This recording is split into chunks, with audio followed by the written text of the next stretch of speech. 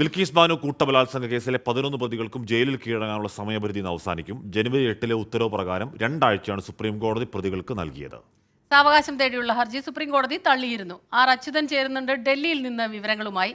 അച്യുതൻ, കഴിഞ്ഞ ദിവസം അത് കൃത്യമായി തന്നെ കോടതി പറഞ്ഞിരുന്നു. ഞായറാഴ്ചയാണ് അവസാന ദിവസം കീഴടങ്ങാനുള്ള. മറ്റ് ഒരു ഉപാധികൾക്കും പറ്റില്ല. കാരണം എന്താ വെച്ചാൽ ഇത്രയും ദിവസം ഇവർ പുറത്തായിരുന്നു.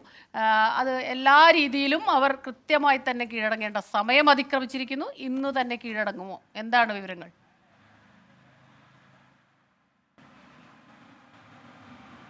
ഹാഷ്മി സ്മിത, ഈ ബിൽക്കിസ് ബാനു കൂട്ടബലാത്സംഗ കേസിലെ ഉത്തരവ് വരുന്ന ദിവസവും അതുപോലെ തന്നെ ഈ പ്രതികൾ ഹർജി സമർപ്പിച്ച ദിവസവും കോടതിയുടെ ഭാഗത്തുനിന്ന് വിമർശനങ്ങളാണ് ഈ കേസുമായി ബന്ധപ്പെട്ട് ഉണ്ടായത്. പ്രതികൾ ഈ സാവകാശം തേടി 6 ആഴ്ചയാണ് ഹർജിയിലൂടെ ആവശ്യപ്പെട്ടത്. എന്നാൽ അത് പരിഗണിച്ച ജസ്റ്റിസ് BV നാഗരത്ന ഈ ഇത്തരം ആവശ്യങ്ങൾ അംഗീകരിക്കുന്ന ഒരു കാരണവും ഈ ഹർജിയിലില്ല എന്നുള്ളതായിരുന്നു ചൂണ്ടിക്കാട്ടിയത്. കാരണം ഒരാൾ ചൂണ്ടിക്കാട്ടിയത് മാതാപിതാക്കളെ സംരക്ഷിക്കാൻ ആരുമില്ല, അതിന് സാവകാശം വേണം, ഒപ്പം ഈ വിളവെടുപ്പ്, അതുപോലെ തന്നെ മകന്റെ കല്യാണം തുടങ്ങിയ കാരണങ്ങളായിരുന്നു ഹർജിയിലൂടെ ഉന്നയിച്ചത്. എന്നാൽ ഈ ഹർജി പരിഗണിക്കുമ്പോൾ BV നാഗരത്ന ഉൾപ്പെട്ട 2-അംഗ ബെഞ്ച് ആ നിമിഷം തന്നെ പറഞ്ഞു ഇത് ഒരിക്കലും അതിനെ അനുവദിക്കുവാൻ കഴിയില്ല എന്ന് ചൂണ്ടിക്കാട്ടിക്കൊണ്ട് തന്നെ ഹർജി തള്ളുകയാണ് ഉണ്ടായത്. 11 പ്രതികളോടും പറഞ്ഞ സമയത്ത്, അതായത് 2 ആഴ്ച സാവകാശമായിരുന്നു ഉത്തരവിന് പിന്നാലെ സുപ്രീം കോടതിയുടെ ഭാഗത്തുനിന്ന് നൽകിയ നിർദ്ദേശം. ആ 2 ആഴ്ച പൂർത്തിയാകുന്നത് ഇന്നാണ്. ഇന്ന് തന്നെ കീഴടങ്ങണമെന്ന നിർദ്ദേശമാണ് പ്രതികൾ സമീപിച്ച ഹർജിയിലും കോടതി ചൂണ്ടിക്കാട്ടിയത്. അതായത് 11 പ്രതികളും ഇന്ന് ജയിലിൽ കീഴടങ്ങണം.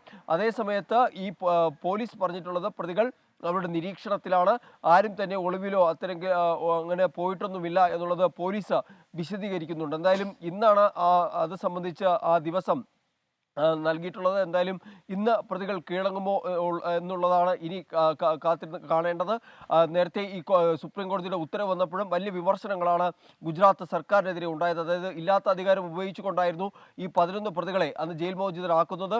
ഒപ്പം തന്നെ അതിലൊരു പ്രതി ശിക്ഷ ഇളവ് തേടി പോയ സമയത്ത്, സുപ്രീം കോടതിയിൽ പോയ സമയത്ത് തെറ്റായ തെളിവുകൾ നിരത്തി എന്നുള്ളതുൾപ്പെടെ കോടതി അന്ന് ചൂണ്ടിക്കാട്ടിയിരുന്നു. അങ്ങനെ അതിനൊടുവിലായിരുന്നു 11 പ്രതികളോടും തിരികെ ജയിലിലേക്ക് മടങ്ങാനുള്ള നിർദ്ദേശം സുപ്രീം കോടതിയുടെ ഭാഗത്തു നിന്നുണ്ടാകുന്നത്. എന്തായാലും ആ പ്രതികൾക്കുള്ള സമയപരിധിയാണ് ഇന്ന് പൂർത്തിയാകുന്നത്. ഹാഷ്മി സ്മിത. അച്യുതനാണ് വിവരങ്ങൾ നൽകിയത്. അവർ സാധാരണ പ്രതികളല്ല, ചില്ലറക്കാരല്ല എന്ന് പറഞ്ഞാൽ കോടതി തന്നെ പറയുന്നത് അതൊരു സംസ്ഥാന സർക്കാർ പ്രതികളുടെ ആഗ്രഹത്തിനോട് നിന്നു എന്നൊക്കെ പറയുന്നുണ്ട്. പല ഇടപെടലുകളൊക്കെ നടത്തിയ ചില്ലറക്കാരായ പ്രതികളല്ല. പക്ഷേ സുപ്രീം കോടതി പറയുന്നുണ്ട് ഒരു ഗ്രൗണ്ടും ഇല്ലാത്ത ആവശ്യമാണ് നീട്ടി നൽകണമെന്ന ആവശ്യം ഇന്ന് തന്നെ ഹാജരാക്കണമെന്ന് പറയുന്നു. അതുകൊണ്ട് ഇന്ന് ഹാജരാകുമോ എന്ന് സുപ്രീം കോടതിയുടെ ഉത്തരവാണ്. ഹാജരാകുമോ എന്ന് നോക്കാം. അതല്ല അതിനപ്പുറം 14 മണിക്കൂറിൽ മറ്റെന്തെങ്കിലും ഡ്രാമ വർക്കോ എന്നുള്ളതൊക്കെ കാത്തിരുന്ന് തന്നെ കാണണം. ഒരു പ്രേക്ഷകൻ മുനീർ കോയിബ്ര 24 ചാനൽ തുടങ്ങിയത് മുതൽ മെസ്സേജ് അയക്കുന്നു, നോക്കുന്നില്ല. ഹാഷ്മി സ്മിത ഖത്തറിൽ നിന്നാണ്, എനിക്ക് മടുത്തു എന്ന് പറയുന്നു. പ്ലീസ് പോരുത്. ഇപ്പം നമ്മൾ വായിച്ചല്ലോ. ഇനി ഇതുപോലെ കമൻസ്, എനിക്ക് തോന്നുന്നു കൂടുതൽ ഈ നല്ല കാമ്പും കഴമ്പുള്ള കമൻസ് അയയ്ക്കുക. ഈ വെറുതെ ഹായ് പറയുക. അതിൻ്റെ ഒപ്പം തന്നെ എന്തെങ്കിലും നിങ്ങൾക്ക് ഞങ്ങളിൽ നിന്ന് വിമർശനങ്ങൾ ഞങ്ങളോടുണ്ടെങ്കിൽ അത്, അല്ലെങ്കിൽ വളരെ കൃത്യമായി പ്രോഗ്രസീവായിട്ടുള്ള എന്തെങ്കിലും കമൻസ് ഉണ്ടെങ്കിൽ അതും അയയ്ക്കുക. തീർച്ചയായിട്ടും വായിക്കും. പ്രസാദന്മാർ വളരെ പ്രോഗ്രസീവ് കമൻറ്റ് പറയുന്നു. നിങ്ങളുടെ സൈക്കോളജിക്കൽ ഓഹരിയും സൂചികയും നിഫ്റ്റിയും നൈറ്റിയും ഒക്കെ നിർത്തിയോ? 100 ഗ്രാം AVT ചായപ്പൊടി 32 രൂപ വിലയാണെന്ന് പറയും. ഞായറാഴ്ച കേട്ടോ ഓഹരി ഒക്കെ അവധിയൊക്കെ. അതുകൊണ്ട് അല്ല, പക്ഷെ പ്രസാദ് ഇതിൽ പ്രശ്നം എന്ന് പറയും. ഞാനും കരുതിയിരുന്നത് ഇതെന്തോ നമ്മുടെ ലെവലുള്ള സാധനമല്ല, ഇതൊന്ന് കൂടിയ സാധനമാണെന്നൊക്കെയാണ്. പക്ഷെ അങ്ങനെയൊന്നും അല്ല. ഇത് നമ്മളെപ്പോലുള്ള സാധാരണക്കാർക്ക് ഇതിൻ്റെ ഗുണങ്ങളൊക്കെ ഉണ്ടെന്നാണ് നമ്മുടെ ടീച്ചർ ക്രിസ്ത്യനച്ചറിയാൻ പറയുന്നത്.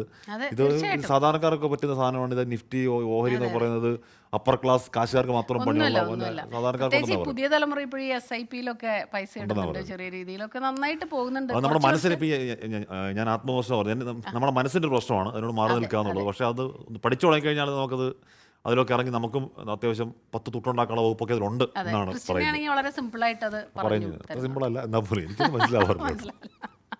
ഞാൻ എക്കണോമിക്സാണ് പഠിച്ചത്, അതുകൊണ്ട്